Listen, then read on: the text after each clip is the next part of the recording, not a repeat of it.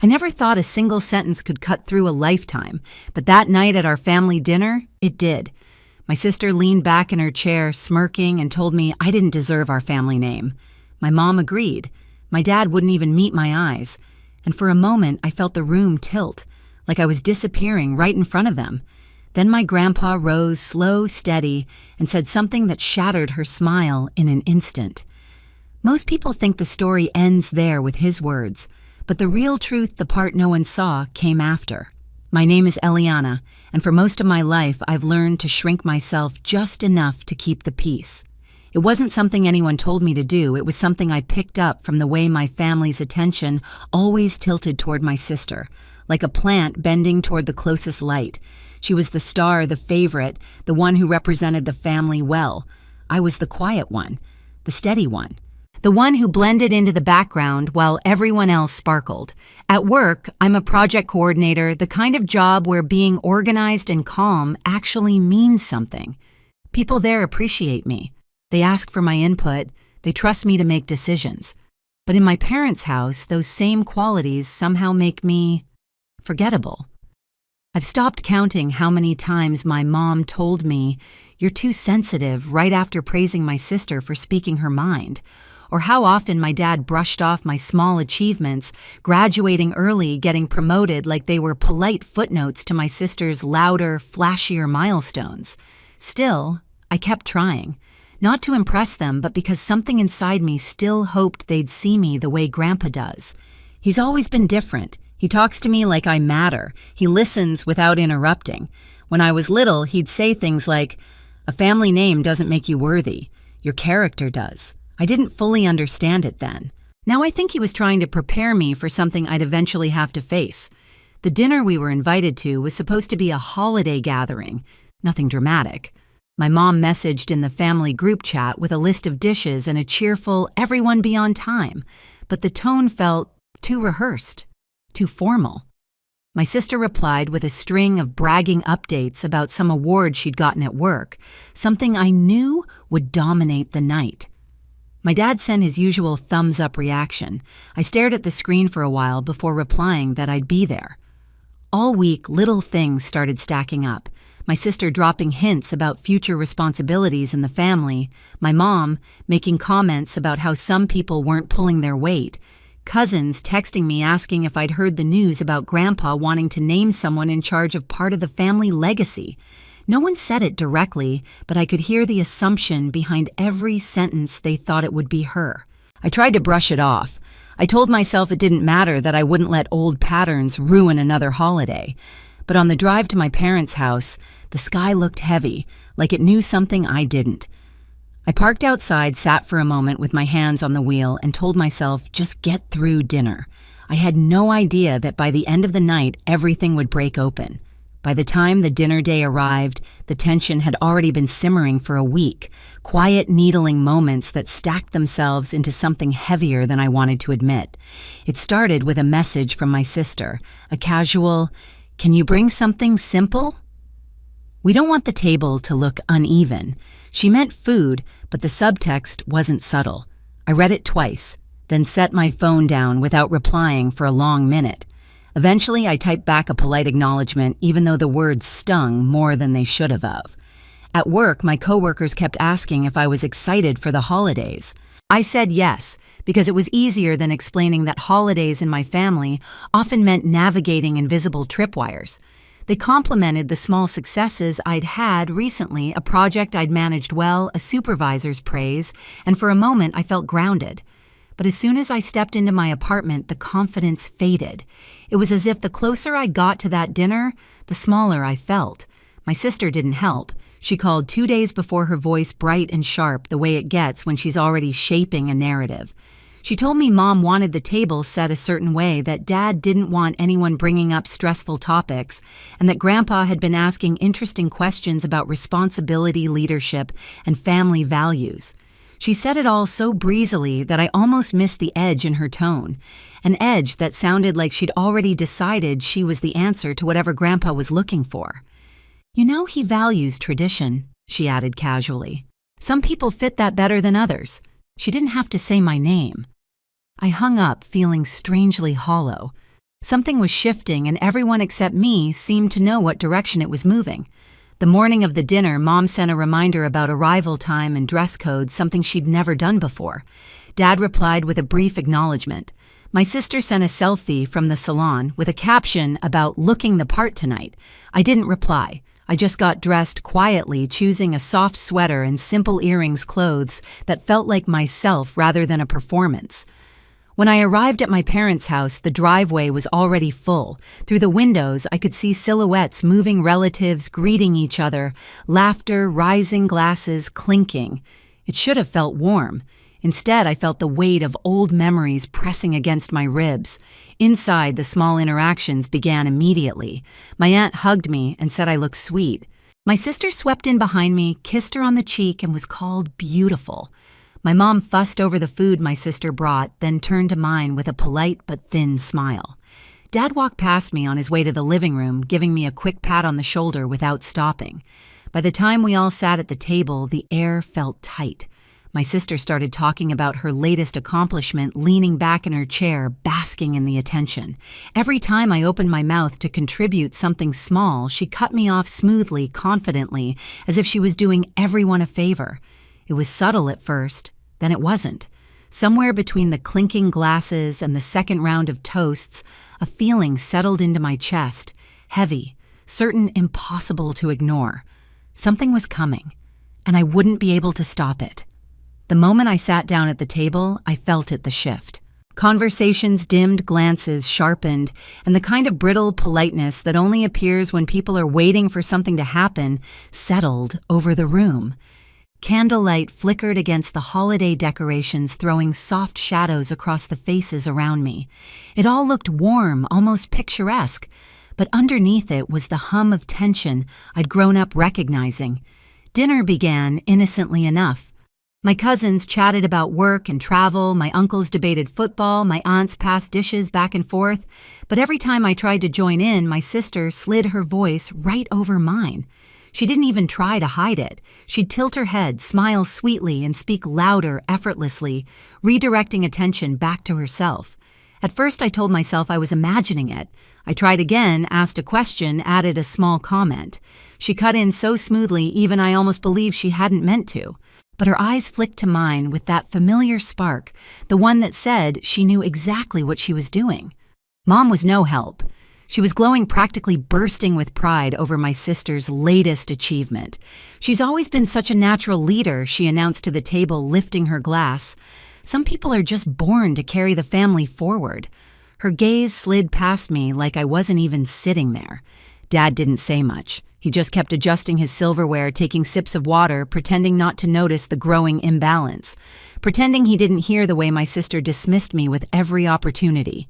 His silence felt louder than any words. As the meal went on, the energy shifted from subtle to sharp.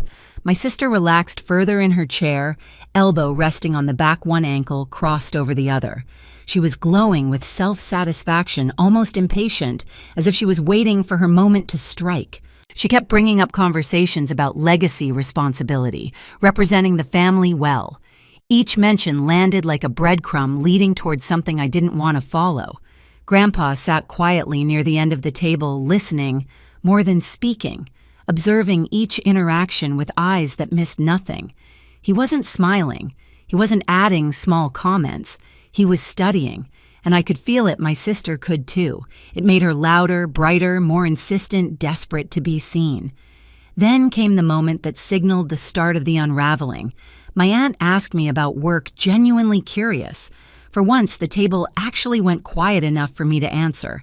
I spoke 2 sentences, maybe 3, before my sister let out a sudden laugh, leaned back, and swept the attention away with a dramatic retelling of some minor success she'd had the week before.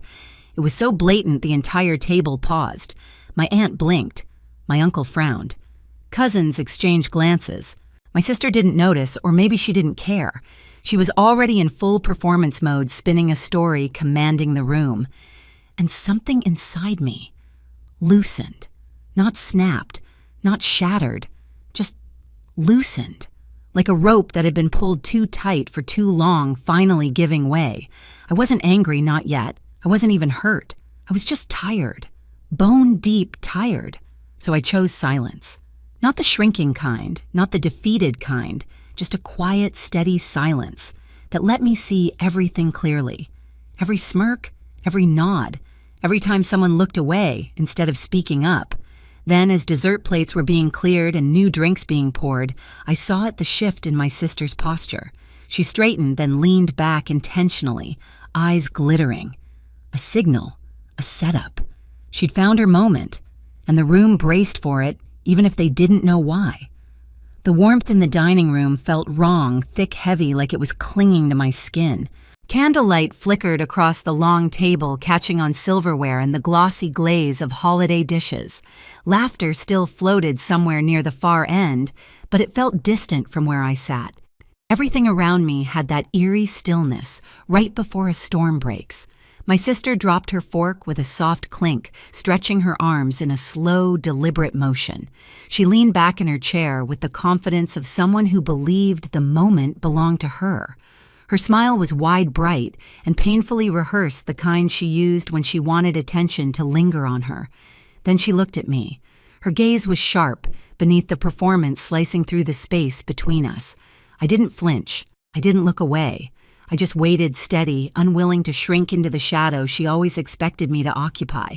She tapped her heel lightly against the hardwood floor. She began loudly enough to silence the chatter nearby. Not everyone sitting here deserves our family name. The room quieted instantly. Forks paused. Glasses froze midair. Her smile sharpened. Some people, she continued, just exist in this family without contributing anything meaningful. They hide behind being quiet, hoping that makes them special. Her eyes glinted. Really, it just makes them forgettable. A hum filled my ears, not sound but pressure, the kind that wraps around your ribs and squeezes. Mom nodded quickly, firmly, as if she had been waiting for someone to say it aloud. She didn't look at me. She didn't need to. Her nod was enough.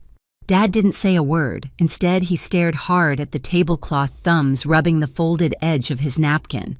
That tiny movement hit me harder than the words. Silence wasn't neutral. It was abandonment. My sister kept smiling, glowing even. I'm just telling the truth, Ellie. The nickname landed like a slap. You're not worthy of our name.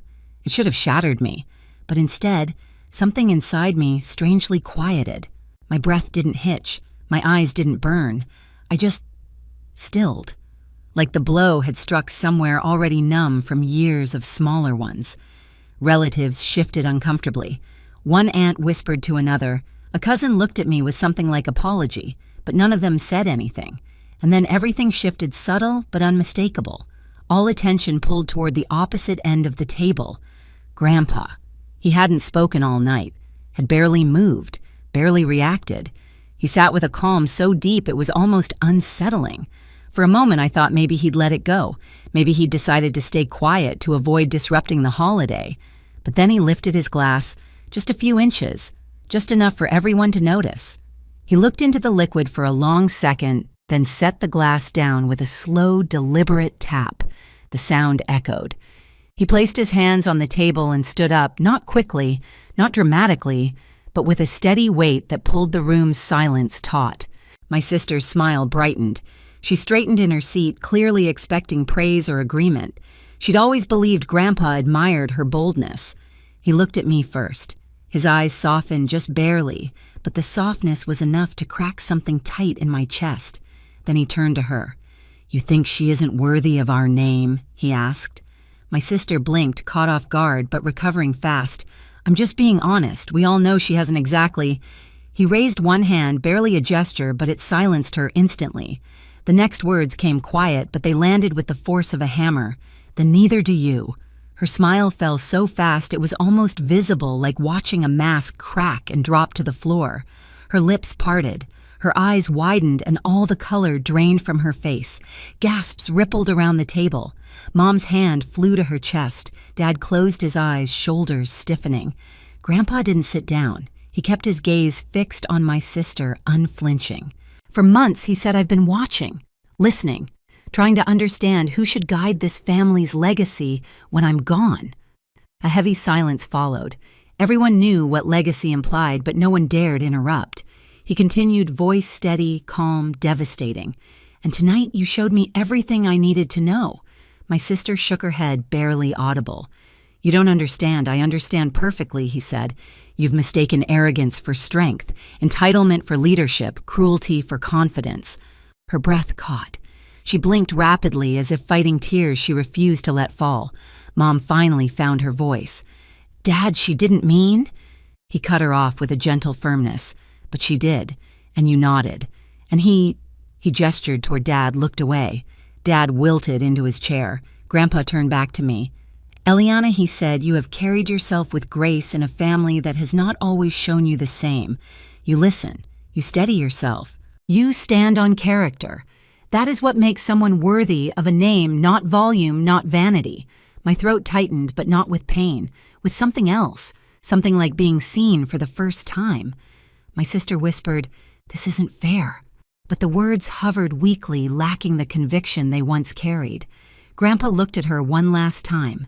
"Fairness," he said softly, "is finally catching up." He sat down, and the room, already silent, fell into a deeper stillness, one that felt like the end of a storm no one had realized they'd been trapped in. Across the table, my sister's eyes shimmered with the dawning understanding that something had shifted permanently, irrevocably. Her whole body seemed smaller now, curled inward, no longer basking in the power she thought she owned. And for the first time in my life, I didn't feel invisible at that table. I felt undeniable. When the dinner finally ended, people moved quietly as if afraid any sudden sound might shatter what was left of the night.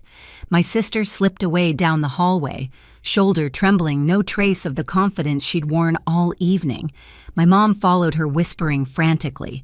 My dad lingered by the sink, pretending to rinse a plate he'd already washed. Grandpa touched my arm gently.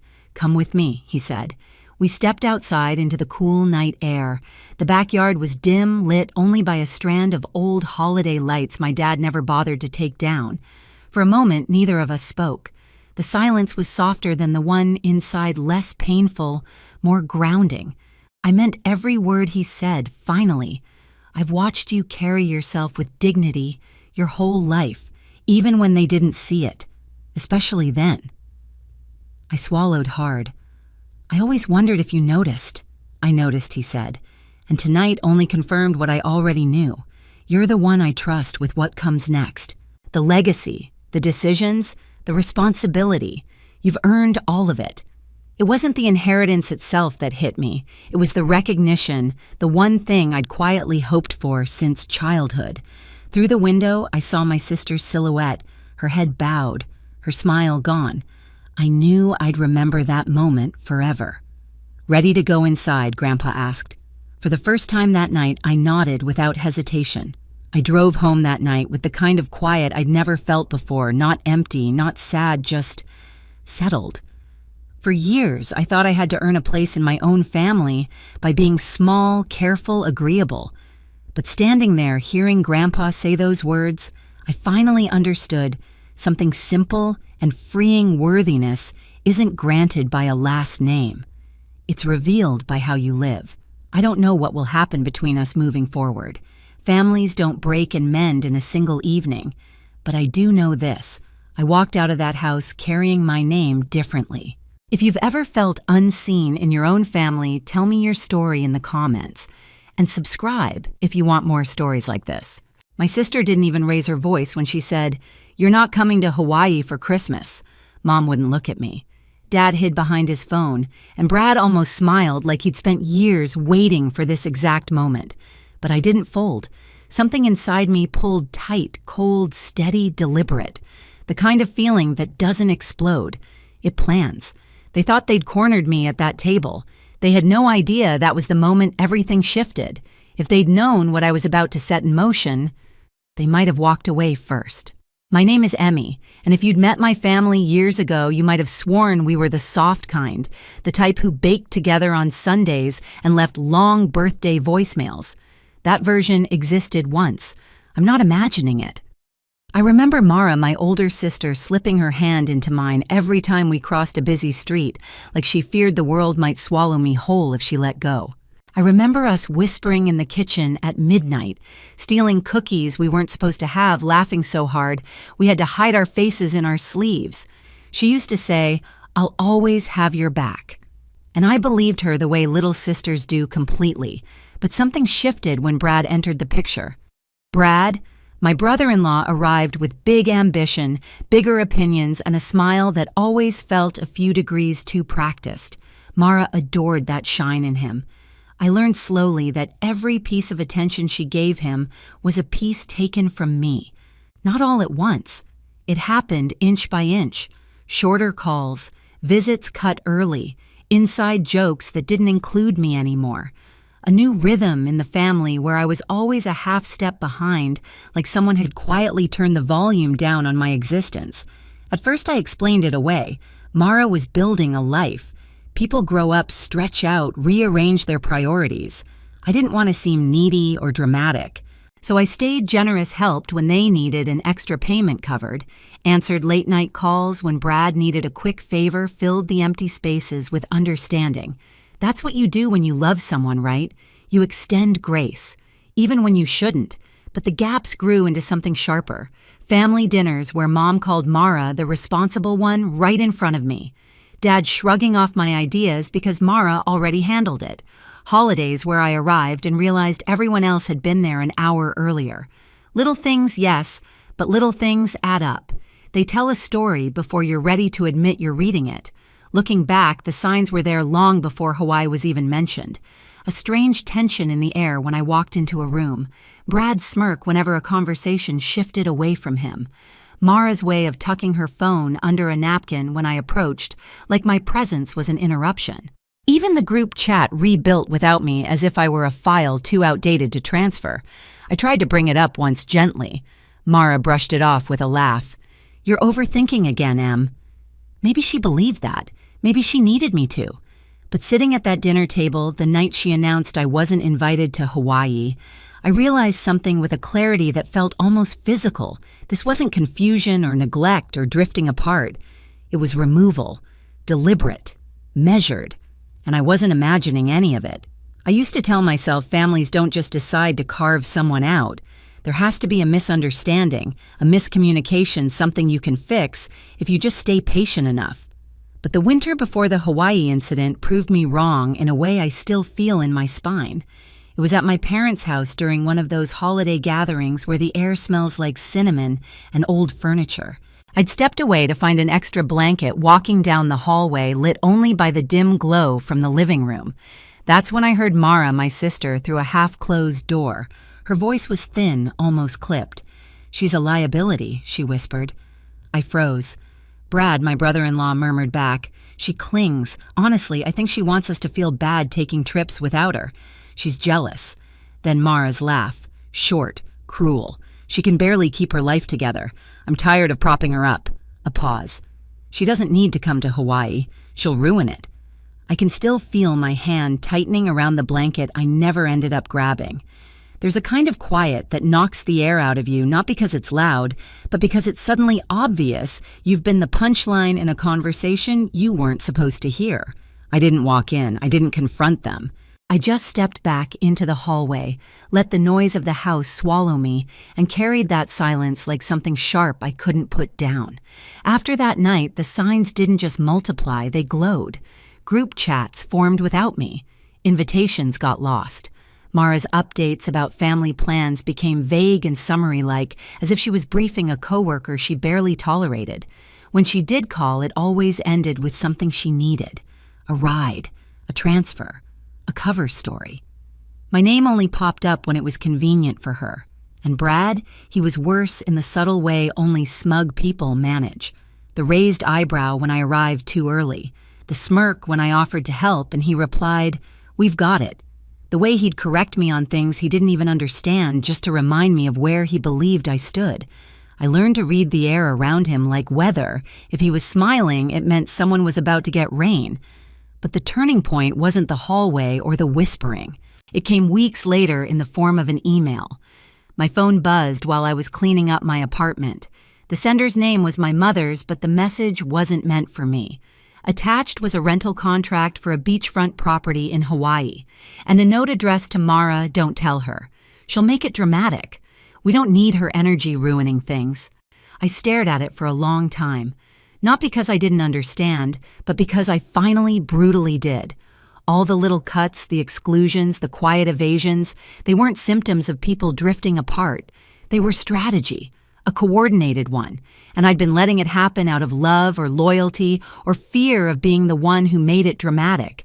But the truth hit me with perfect clarity. I wasn't being dramatic. I was being erased. And once you understand that you don't beg for space, you take it back. I didn't react the night Mara announced Hawaii like it was a prize I'd never earned. I didn't cry, didn't chase after understanding, didn't ask what I'd done wrong. I just sat there letting that tight feeling coil in my chest the way a storm gathers in the distance, quiet, dense, inevitable. People think anger is loud. Mine wasn't. Mine was a closing door. When I drove home that night, the sky over the city felt strangely sharp, like winter had decided to settle early. I walked into my apartment, hung up my coat, and for the first time in years, I didn't reach for reasons to excuse them. Instead, I reached for truth. Real, documented, inarguable truth. I began by pulling back. Not dramatically, just precisely. When Mara texted asking if I could spot a few hundred because Brad was in between payments, I answered with something simple: I can't. No explanations, no guilt cushioning. When she called needing me to confirm a story for her, I let it ring. When Mom tried to rope me into smoothing things over after one of their arguments, I told her gently, "I'm not getting involved anymore."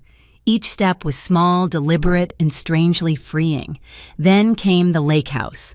My parents' old place outside the city had always been a family symbol. Summer dinners, mosquito bites, laughter echoing over the water. Years ago, they'd promised it to Mara after her wedding, but they'd never finalized the paperwork. Back then, I hadn't thought much of it.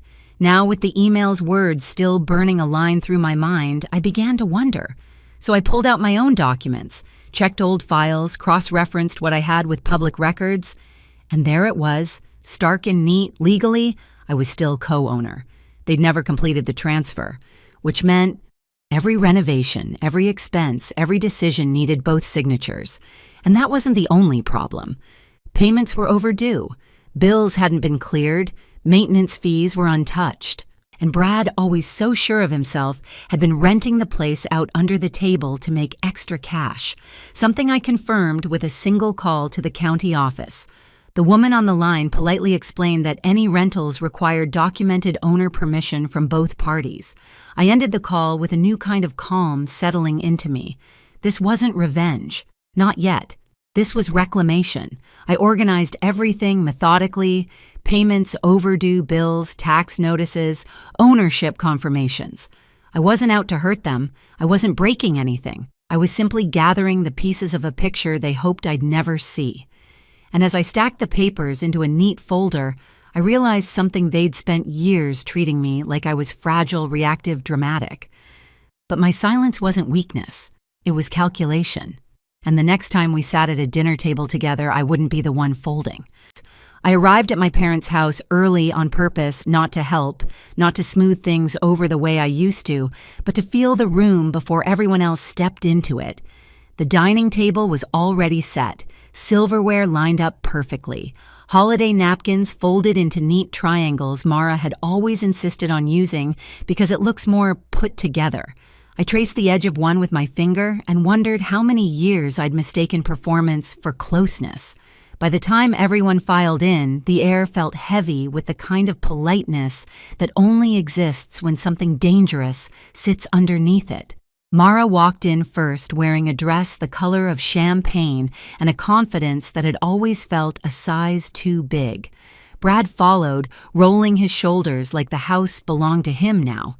Mom trailed behind, already flustered, carrying a tray of bread she kept rearranging because she didn't know where to look. Dad slipped into his usual seat at the head of the table and pulled out his phone before he even greeted me. Same script, same cast, but not the same Emmy. We made it through about 15 minutes of small talk that felt like chewing cardboard. Weather, work, something Brad bragged about that no one asked to hear. Mara smiled at everything he said the way you do when you're performing love instead of living it.